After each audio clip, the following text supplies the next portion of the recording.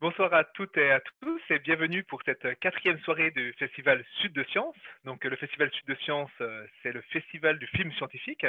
Donc d'habitude, c'est plutôt un festival qu'on a l'habitude d'organiser en physique, hein, où on se retrouve autour d'un film et avec une rencontre de chercheurs. Donc là, on a fait la même chose, sauf que ce soir, on est chez soi, bien installé. J'espère que vous êtes bien installé parce que le film dure environ 55 minutes. Donc le mieux, c'est quand même de se mettre sur son canapé, de prendre son petit plaid, son coussin pour le regarder tranquillement. Et on aura vraiment aussi une scientifique qui viendra échanger avec vous après le film. Donc voici le programme de ce soir. Le festival Sud de Sciences est organisé et piloté donc, par l'Université de Montpellier, organisé par les organismes de recherche, le CNRS, l'IRD, l'INSERM, donc la faculté des sciences et le service culture scientifique de l'Université de Montpellier est organisateur également de ce festival, et notre association Kimio également. Donc nous organisons donc ce festival pour permettre une rencontre et une discussion avec des chercheurs en se basant sur l'image, comme vous pourrez le voir. Aujourd'hui, c'est Aurélie Lieuvain, qui est responsable communication au CNRS, qui va nous présenter le film et notre intervenante. Bonsoir Aurélie. Bonsoir John, j'espère que tout le monde m'entend bien. On t'entend. Bonsoir à toutes et tous. Alors, le CNRS, est, comme l'a dit John, aux côtés de l'association Kimio, de l'Université de Montpellier, de l'IRD, de l'INSERM, pour l'organisation du Festival Sud de Sciences. Donc, ce festival en ligne cette fois-ci. Donc, ce soir, on vous présente le film qu'a coproduit le CNRS Images avec Yuzu Productions et Arte France et qui s'appelle Demain, tous crétins.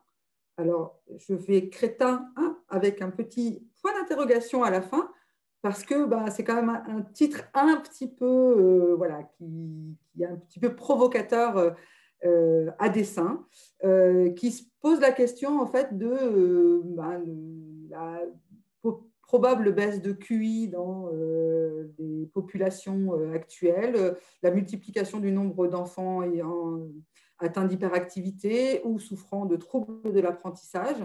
Et ils sont allés chercher des possibles raisons de ces soucis, on va dire ça comme ça, de déclin des capacités intellectuelles humaines. Et parmi ces raisons, ils ont trouvé ce qu'on appelle les perturbateurs endocriniens. Donc, ce sont en fait des matériaux, produits qu'on côtoie tous les jours sans s'en rendre compte, parce que bien sûr, on ne les sent pas, on ne les voit pas, mais il y en a un qui est très, très connu du grand public, qui s'appelle le bisphénol A, qui a été proscrit de nos tickets de caisse, par exemple, mais voilà, par quoi est-il remplacé, c'est une autre question.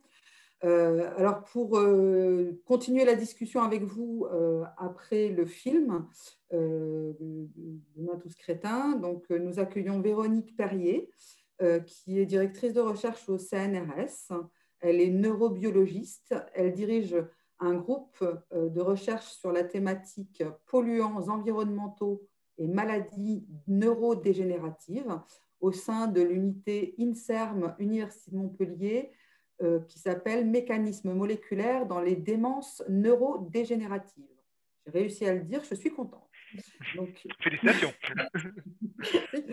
donc Véronique Perrier a travaillé au long de sa carrière sur différents domaines, que sont par exemple les prions, également la maladie d'Alzheimer, et en particulier, elle a étudié comment un certain fongicide augmente des affections collatérales à la maladie d'Alzheimer.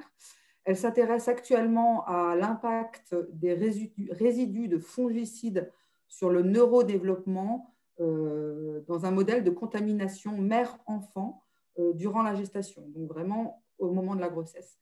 Donc, vous pourrez poser toutes vos questions à Véronique Perrier et je te laisse la parole, John. Voilà, donc ils pourront poser toutes les questions via le chat. Moi, je ferai l'interface justement de ces questions-là. J'en aurai plein d'autres aussi de questions. Moi, j'en ai toujours plein. Et peut-être si vous êtes des habitués au festival, donc le principe justement pour regarder les films, c'est qu'on vous met le lien donc justement sur le chat sur le côté. Donc la particularité de ce soir, c'est qu'il y a un mot de passe. Donc le mot de passe est pas très original, c'est Sud de Science en minuscule tout attaché. tout attaché. Et donc, vous allez être sur la plateforme Vimeo. Donc, moi, ce que je vous conseille, c'est d'ouvrir un nouvel onglet, de garder cet onglet actif pour pouvoir venir nous rejoindre par la suite, pour pouvoir venir échanger dès que ça sera fini. N'hésitez pas dans le chat de dire vous êtes là, parce que c'est vrai que chacun va le lancer à son rythme, le film. Donc, dès que vous êtes de retour, vous nous mettez un petit message dans le chat et ça va être à peu près vers 19h qu'on pourra échanger avec Véronique. Bon film et à tout à l'heure.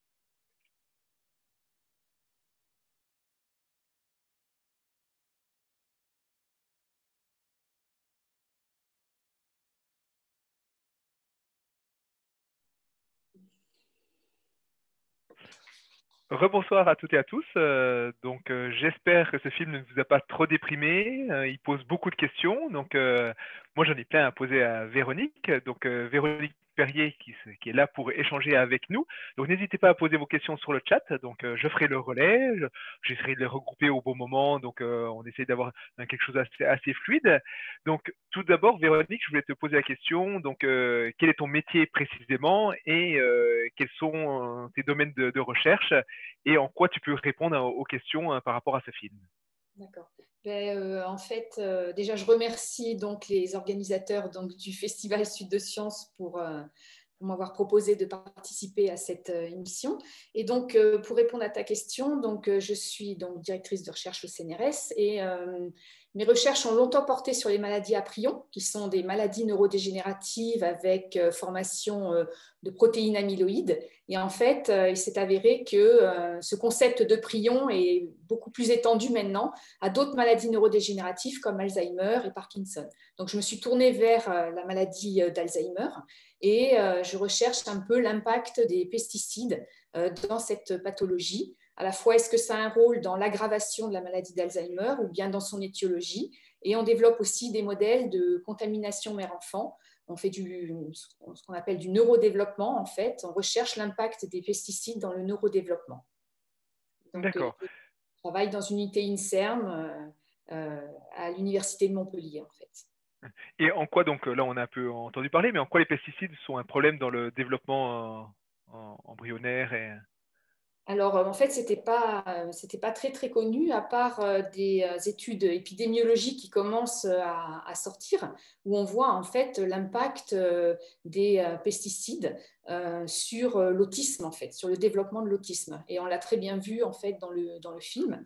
Et, il y a des études qui ont montré, par exemple, que des femmes enceintes, ils ont fait des mesures de chlorpyrifos dans le cordon ombilical, et ils ont pu montrer que les,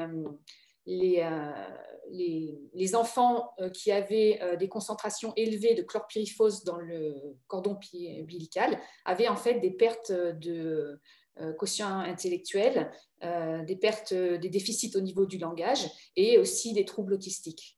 Bon, plus aussi d'autres données en Californie, tout ça. Et donc là, on parle beaucoup d'iode. Est-ce que tu peux nous reparler un peu du rôle de l'iode, en tout cas dans la thyroïde? Je ne sais pas si c'est forcément ta spécialité, mais en quoi voilà, c'est un problème, cette iode, et en quoi les pesticides ou autres produits peuvent perturber tout cela? Alors, bon, l'iode, ce n'est pas ma spécialité, mais en fait, d'après ce que j'ai compris dans le film, l'iode est nécessaire en fait pour la synthèse d'hormones thyroïdiennes. Et si on n'a pas suffisamment d'iode, on va avoir des carences dans le taux d'hormones. Et donc, ces hormones sont très importantes pour le développement du cerveau des nouveau-nés. Après, ce qui est très bien montré dans le film, au niveau de la chimie et du tableau périodique des éléments, on voit que le brome et le chlore sont des éléments qui se substituent en fait à l'iode. Et donc, c'est des produits chimiques comme les pesticides, par exemple, qui ont beaucoup de chlore ou beaucoup de brome, eh bien, vont venir se substituer au niveau des récepteurs pour fabriquer cette hormone à la place de l'iode naturel. Et donc, du coup, avoir cet effet perturbateur endocrinien. Et donc, c'est ça qui va perturber justement le fait que ce ne soit pas la même molécule, même si elles se ressemblent, voilà, ça n'a pas la même application. Voilà. Et comme en fait le brome et le chlore sont des éléments chimiques qui sont très proches de l'iode, eh bien, ils vont avoir les mêmes effets en fait pour se positionner dans le site de fabrication de ces hormones en fait. Là, on voit beaucoup dans le documentaire beaucoup ce qui a tourné vers les États-Unis, donc on n'a pas forcément toujours le même mode de vie, mais on est quand même assez proche. Est-ce qu'on peut faire on peut faire le même constat en France ou Par rapport à la baisse du quotient intellectuel? Oui, et en tout cas aussi de la façon de vivre et de l'implication que ça va avoir sur le développement embryonnaire. Est-ce qu'on voit autant de problématiques en France également? Ben, tout à fait, on a une recrudescence des cas d'autisme chez les enfants. On est passé d'une maladie qui était très rare à 1% maintenant des enfants qui ont des troubles du spectre autistique. Donc, c'est très, très important. Et on suppose que ça vient de là. C'est une hypothèse encore où on en est sûr, où on sait par rapport à ce développement embryonnaire par rapport à l'autisme, il y a quand même pas mal d'études épidémiologiques qui montrent quand même le lien en fait des pesticides, par exemple que ce soit le glyphosate ou le chlorpyrifos, sur le développement et la baisse du quotient intellectuel et ses effets autistiques. On va peut-être pas rentrer dans le débat du quotient intellectuel, mais c'est un indicateur parmi tant d'autres. Est-ce qu'on le voit aussi dans le côté développement physique ou en tout cas physiologique? Alors, nous, je pense que c'est plus au niveau… Alors, effectivement, il y a des études d'imagerie fonctionnelle par IRM qui ont été faites aux États-Unis, justement sur les enfants avec les taux élevés de chlorpyrifos dans le cordon ombilical. Ils ont suivi ces enfants pendant presque 8 ans, jusqu'à l'adolescence. Et ils ont remarqué qu'il y avait un impact en fait au niveau, en imagerie cérébrale en tout cas, au niveau du cortex. Le cortex est en fait aminci. Et ça, c'est quand même pas très bon, surtout au regard, par exemple, de maladies neurodégénératives comme Alzheimer, où le cortex est en particulier ciblé. Et il y avait également des différences au niveau, parce qu'en fait, entre les filles et les garçons, il y a des différences sexuées dans la formation du cerveau, et ils ne retrouvaient pas ces différences-là, en fait. Là, on parlait donc des perturbateurs endocriniens, donc qui est une grande famille. Est-ce que tu peux définir un peu ce que sont les perturbateurs endocriniens? Alors, les perturbateurs endocriniens, c'est en fait des substances chimiques de synthèse ou des substances aussi naturelles qui vont en fait perturber nos hormones et qui vont à la place de l'hormone naturelle. Et on a des récepteurs en fait à ces hormones, et à la place de l'hormone naturelle, on va avoir ces substances qui vont s'installer au niveau des récepteurs, et ils vont soit activer ces récepteurs, soit bloquer ces récepteurs. Donc, du coup, ça va avoir une incidence en fait sur, en fait, une fois que ces récepteurs sont activés, ils vont déclencher des cascades de signalisation, ils vont activer la communication cellulaire, et ça va perturber la communication cellulaire. Et en particulier, on peut avoir par exemple des augmentations de la prolifération cellulaire. Pour le développement des cancers, ça c'est tout à fait démontré. Et où on les trouve, ces perturbateurs endocriniens? Quelles sont les sources de ces perturbateurs endocriniens? Alors, on peut les trouver en fait dans notre alimentation, hein, c'est une des sources principales, parce que en fait, beaucoup de nos aliments sont contaminés par des pesticides. Donc, ça peut être des perturbateurs endocriniens qu'on trouve via des résidus de pesticides qui ont des effets perturbateurs endocriniens, mais ça peut être aussi des composés qui vont, par exemple, je pense aux phytoœstrogènes. Dans le soja, par exemple, il y a beaucoup d'œstrogènes de la plante, et ces phytoœstrogènes peuvent interférer avec nos œstrogènes à nous. D'accord. Là, je cherchais justement… Ça peut être des perturbateurs endocriniens synthétisés par les plantes, naturellement. D'accord. On peut les retrouver dans les produits chimiques du quotidien, hein, Monsieur Propre. On peut les retrouver aussi dans un certain nombre de plastiques. On parlait tout à l'heure du bisphénol A. Donc, tous ces vibrants en plastique qui ont un revêtement qui est très sensible à la chaleur et qui va relarguer du bisphénol A. Ça peut être aussi les couvercles des tupperwares ou les boîtes de tupperwares en plastique. Ils sont quand même très présents dans notre environnement. Ça peut être aussi tout ce qui est phtalate dans les produits cosmétiques, pour la conservation des produits cosmétiques. Est-ce que ça fait longtemps qu'on connaît ces perturbateurs endocriniens, qu'on en parle? Parce qu'on en parle depuis assez récemment, je trouve, mais est-ce que ça fait longtemps qu'on les connaît et qu'est-ce qu'on en fait de tout ça, de ces connaissances? Alors, ça fait longtemps. Disons que je pense que ces produits sont connus, ils sont synthétisés depuis longtemps par les industriels, mais ça fait pas très long. Ça fait peut-être une vingtaine, entre 10 et 20 ans qu'on en parle dans les études scientifiques. Et là, depuis les années, je trouve 2010, ça a quand même, il y a quand même une accélération en fait de l'information auprès du public, avec notamment le retrait du bisphénol A dans les biberons en plastique. Là, vraiment, plus aussi, je crois, dans les revêtements des boîtes de conserve.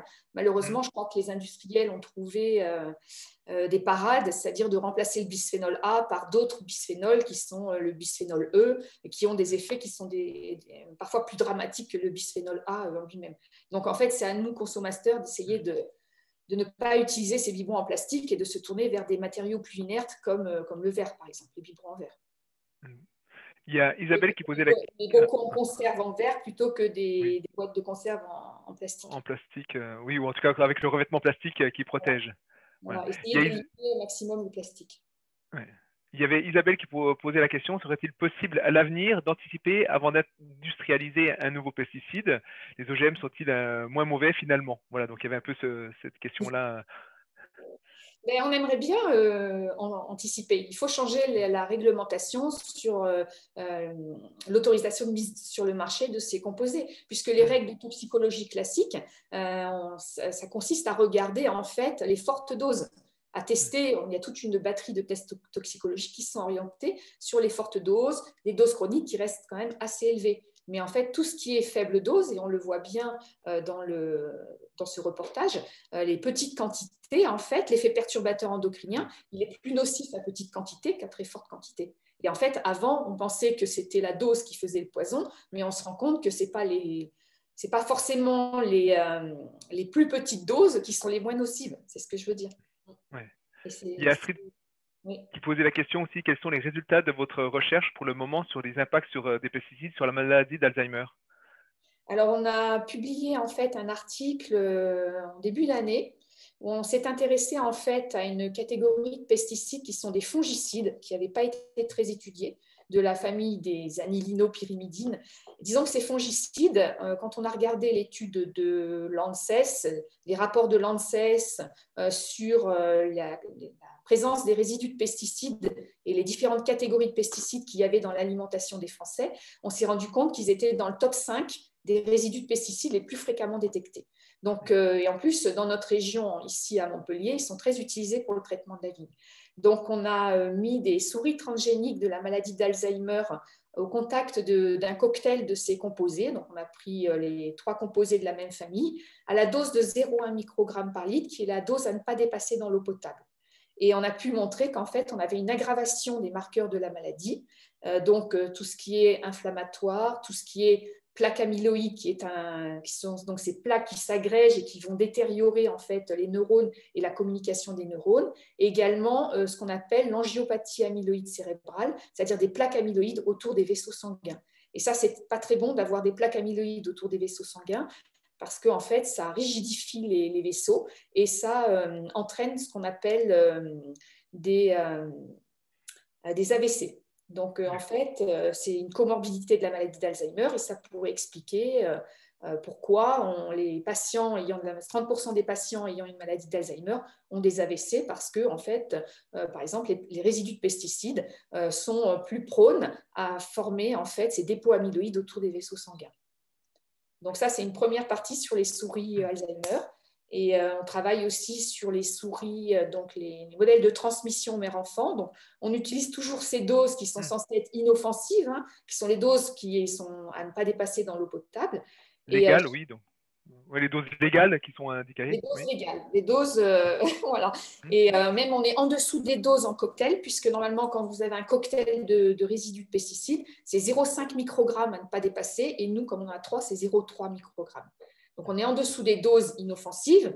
Et en fait, ce qu'on trouve, par exemple, chez les nouveau-nés, c'est qu'on a au niveau de leur cerveau des problèmes au niveau des cellules souches. C'est-à-dire qu'on a un stock de cellules souches qui est beaucoup trop important et parallèlement, on a moins de neurones différenciés. Donc, on se retrouve à des stades où on a des neurones qui vont pas, enfin, des précurseurs neuraux qui sont indifférenciés, des neurones immatures qui ne sont pas encore différenciés et un stock de neurones différenciés qui est fortement diminué. Donc ça, c'est inquiétant parce que les cellules souches, c'est quand même, déjà pour les nouveau-nés, c'est celles qui vont participer au développement du cerveau. Donc on va altérer en fait les populations. Et puis les cellules souches au stade adulte, on les a étudiées aussi dans nos modèles et on voit que ces cellules souches, en fait, elles ont des propriétés altérées. Elles ont tendance à rester sur place, elles ont des difficultés à migrer en fait. Donc ça, c'est un problème aussi. Ça veut dire qu'on n'aura peut-être pas de réparation du cerveau alors qu'à un moment donné, on en aura besoin au cours du vieillissement ou au cours d'une attaque cérébrale, ou si on a, par exemple, par exemple, on va créer peut-être une susceptibilité et on ne sera pas capable de se défendre, notre cerveau ne sera pas capable de se défendre au moment où on va avoir ces attaques. D'accord. Donc on voit tous les impacts que peuvent avoir ces perturbateurs. Donc il y avait une question justement quand on parle de perturbateurs endocriniens sur le côté hormones. Donc nous avons donc Annie qui posait la question, y a-t-il un lien avec le cancer du sein? Comme on parlait hormonodépendant, comme c'est un cancer hormonodépendant, est-ce que ça peut il y a un lien? Ben, tout à fait. En fait, tous les cancers tous les perturbateurs endocriniens ont un rôle dans les cancers hormonodépendants. Et c'est pour ça qu'on le voit, par exemple, par rapport à la prostate, par rapport au cancer du sein ou à d'autres types de cancers. Il y a question aussi. La prolifération cellulaire, en fait.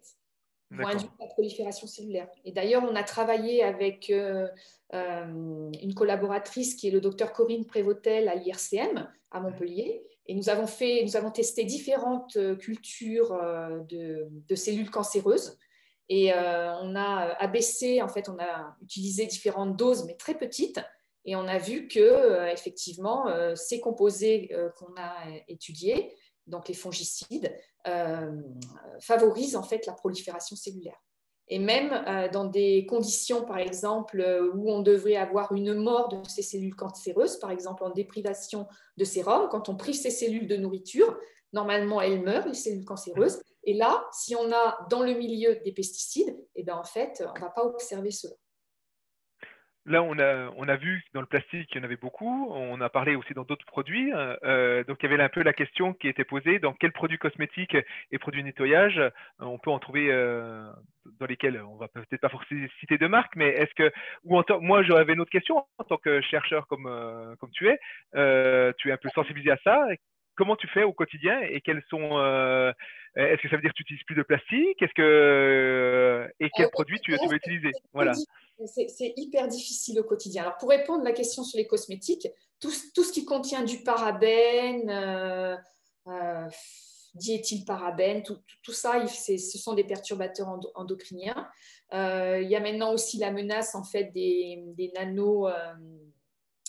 nanoparticules aussi, hein, qui sont là pour rendre les crèmes plus blanches. Dès que vous voyez un petit peu de nanoparticules dans vos crèmes, c'est pareil. Ce sont des polluants aussi environnementaux qui ne sont pas bons.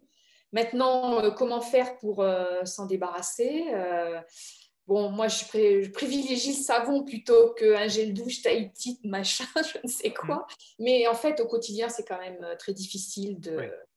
Et bon, éviter voilà, les conserves, essayer de prendre des produits de base, essayer de prendre du bio. Bon, il y a un site qui est super intéressant, c'est l'ONG Génération Future, qui fait comme ça des tests en fait pour voir les résidus de pesticides dans différents types d'alimentation très consommés par les Français, que ce soit des fruits et des légumes ou que ce soit des mueslis, etc. On voit par exemple dans leur étude que les céréales bio ne contiennent pas de produits perturbateurs endocriniens, par exemple. Donc, si on peut essayer de privilégier peut-être le bio, mais peut-être du bio bien contrôlé, voilà, réglementé. Tu as cité donc cette base de données. Il y avait Isabelle qui parlait aussi d'une application comme Yuka. Je ne sais pas si tu connais, qui permet aussi de voir aussi les additifs et d'autres choses. Est-ce que pour toi c'est une source fiable ou Je pense que c'est intéressant d'avoir des sources qui nous permettent de nous aider dans notre quotidien, dans la sélection de nos produits cosmétiques ou de notre alimentation. Donc, ouais. Donc, c'est comme ça. C'est une menace qui est tellement pernicieuse, je veux dire invisible, inodore, voilà, et tellement des traces infimes qu'en fait, on a pensé qu'on craignait rien. Et puis pendant longtemps, on nous l'a fait croire aussi. Et puis parce que les tests toxicologiques, ils sont faits de telle manière que, pas vu, pas pris, quoi. Donc, quelque part, c'est vrai que c'est très difficile de se défaire de ses habitudes alimentaires et de son mode de vie. Il y a Maïté qui posait la question d'une solution. Donc, comme on a beaucoup entendu parler de l'iode, est-ce que absorber de l'iode pour saturer la thyroïde peut être une solution, un peu comme la prévention face à l'absorption d'iode radioactif? Est-ce que si on se nourrit avec beaucoup d'iode, est-ce que ça pourrait être un côté de saturer? D'après le film, ça semble quand même une solution. Disons que d'après ce que j'ai compris, il y a beaucoup de femmes enceintes qui ont des carences et en fait, elles ne s'en rendent pas compte. Donc peut-être avant d'avoir, si on veut concevoir un enfant, peut-être se faire en parler à son médecin ou son gynécologue pour avoir un dosage d'iode pour savoir où on en est, faire un bilan et ensuite, en fonction de ça, réagir en conséquence. Si on est carencé en iode, peut-être que c'est une bonne idée de prendre des substituts. Mais je pense que tout ça, ça doit être réglementé par des spécialistes, en fait. Là, on voit dans le film, dans le documentaire, la place de la scientifique qui va au Parlement européen. Donc, je fais écho à la remarque d'Astrid qui dit qu'il faudrait aussi des avancées législatives. Ça devient trop compliqué de devenir un consommateur éclairé, surtout, sur plein de domaines différents. Toi, en tant que scientifique, est-ce que tu as été interrogé ou quelle est la place du scientifique dans ces décisions législatives? Alors, en fait, nous, on a plutôt fait de la diffusion auprès de nos instances, l'INSERM, le CNRS, mais bon, au niveau de l'INSERM, on est tombé en plein Covid, donc c'était un peu débordé. Le CNRS a relayé, on a été interviewé par des journalistes, donc ça, c'est intéressant aussi pour diffuser. Dans le journal Le Monde, on a fait un article. Après, bon, j'ai pas cherché à aller beaucoup plus, mais en fait, l'article a été quand même relayé par des associations qui ont écrit au ministre pour alerter en fait sur les composés qu'on a étudiés, et ils ont utilisé notre article pour faire un courrier auprès du ministre. Mais en fait, tout ça, à mon avis, c'est aussi des gros enjeux financiers, économiques, des pressions industrielles. Donc, c'est vrai que ça demande beaucoup de courage et beaucoup de temps, en fait, parce qu'on n'est pas forcément entendu. Quand on voit aussi, par exemple, la Commission européenne, le reclassement en perturbateurs endocriniens, ce n'est pas très encourageant non plus. Voilà. Il faut absolument prouver chez l'homme tout un tas de batteries de tests pour avoir le classement en perturbateurs endocriniens au lieu d'avoir finalement le principe de précaution mis en avant. Donc, c'est sûr que... Donc, peut-être nous relayer au niveau plus des associations qui ont beaucoup de poids. Je pensais à Génération Future ou d'autres types d'associations. Il y a Agnès qui parlait du professeur Sultan, qui a travaillé notamment sur l'effet cocktail. Est-ce que tu peux en parler un peu? Parce que c'est vrai que souvent on dit ce qui est compliqué, c'est pas forcément qu'un seul perturbateur endocrinien, c'est aussi le fait que dans notre vie, on en côtoie dans une journée plusieurs. Est-ce que ça, on arrive un peu à isoler le problème des différents perturbateurs ou mesurer aussi cet effet cocktail? Alors, c'est assez difficile de mesurer l'effet cocktail pour les résidus de pesticides parce qu'on est tellement soumis à une cascade de résidus entre notre alimentation et puis aussi notre mode de vie, nos cosmétiques, nos gels douche, etc., nos shampoings.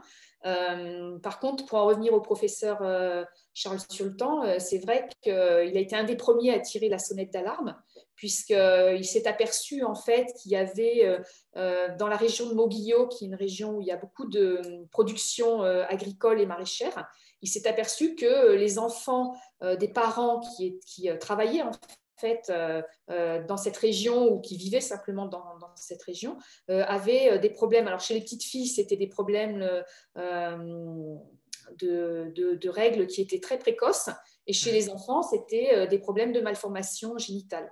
Et en fait, en remontant et en faisant des études épidémiologiques, ils se sont rendus compte que c'était lié aux pesticides qui étaient utilisés dans la région et aux parents qui étaient au contact des pesticides, et que ça avait un effet en fait transgénérationnel.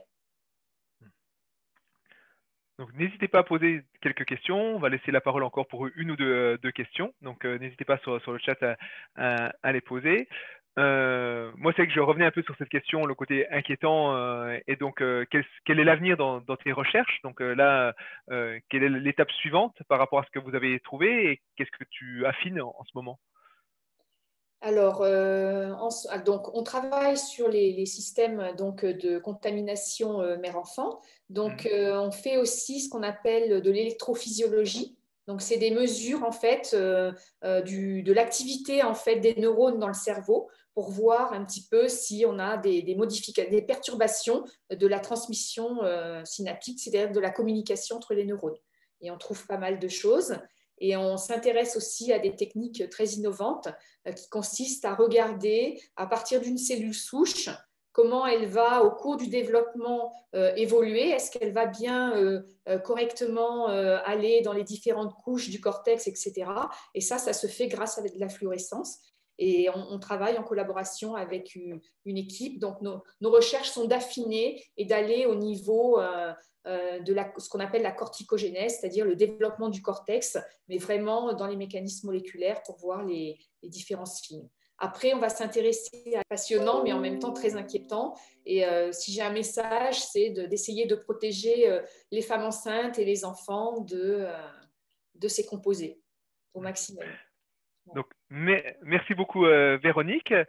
Pour notre part, donc pour la suite du festival, donc demain il n'y a pas de festival Sud de Sciences à proprement dit. Pourquoi? Parce que cette journée, plutôt cette nuit, est consacrée à la Nuit européenne des chercheurs, qui est un événement européen. Donc 14 villes en France participent, connectées, comme vous pouvez vous en douter. Donc on s'était dit, on voulait plutôt vous inviter à aller vous connecter sur les différentes villes organisatrices de la Nuit des chercheurs. Nous vous invitons à aller sur le site nuitchercheur avec un s.eu. Donc vous aurez toute la programmation. On se retrouve samedi matin à 11 h. Donc, vous voyez, c'est horaire du week-end. Donc, avec un film qui s'appelle Hyper connecté, le cerveau en surcharge. Donc, on pourra échanger autour de ce sujet. Et également, à 14h30, nous nous retrouverons avec des scientifiques qui ont accompagné les films pour pouvoir échanger de façon transversale de la question de nos thématiques de la santé. Je vous remercie beaucoup et je vous souhaite une bonne soirée et un samedi matin. Au revoir. Au revoir, Véronique. Bonsoir.